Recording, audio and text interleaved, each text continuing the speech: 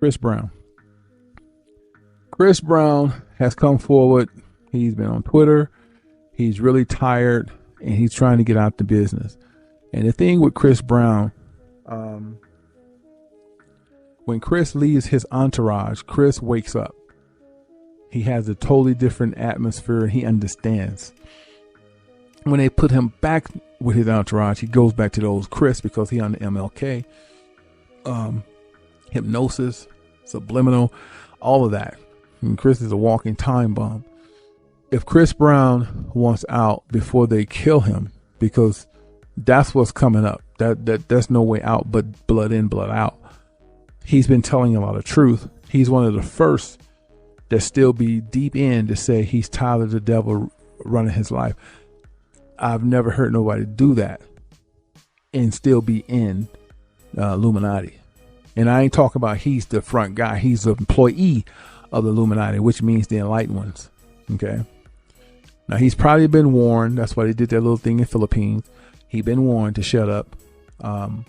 But this is for Chris Brown. Anybody that knows him can forward this last piece, or however y'all want to do it. I wasn't going to do a whole show on Chris because I don't think they're going to listen no way. So I just give this little piece before I close out.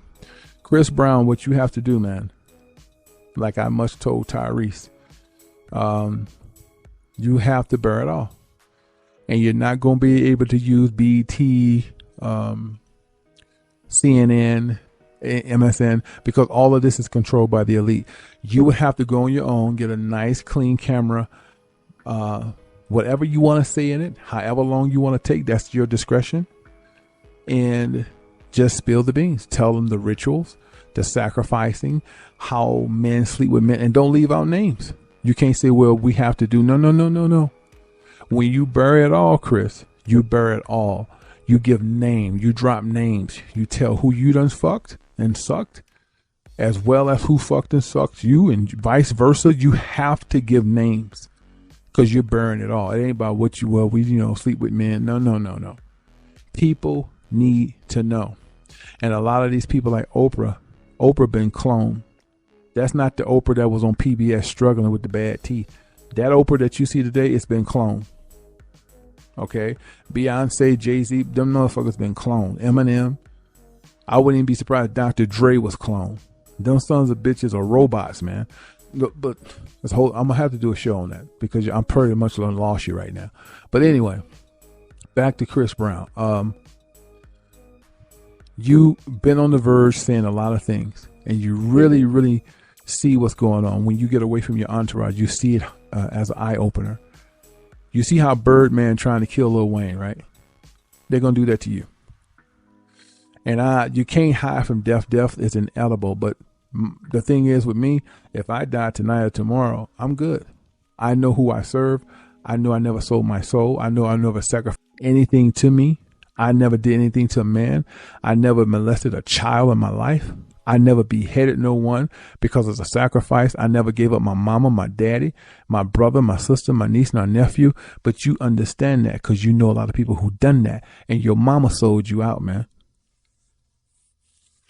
You first came in, you was too young to sign a contract. Your mama signed that contract, and she was willing to sell you out so that you could be a celebrity star, because Chris Brown's supposed to have been the next Michael Jackson. But the reason it stopped because Chris started seeing things and rebelling. So they took that Rihanna shit and just blew it up. Rihanna was all fabricated. Okay.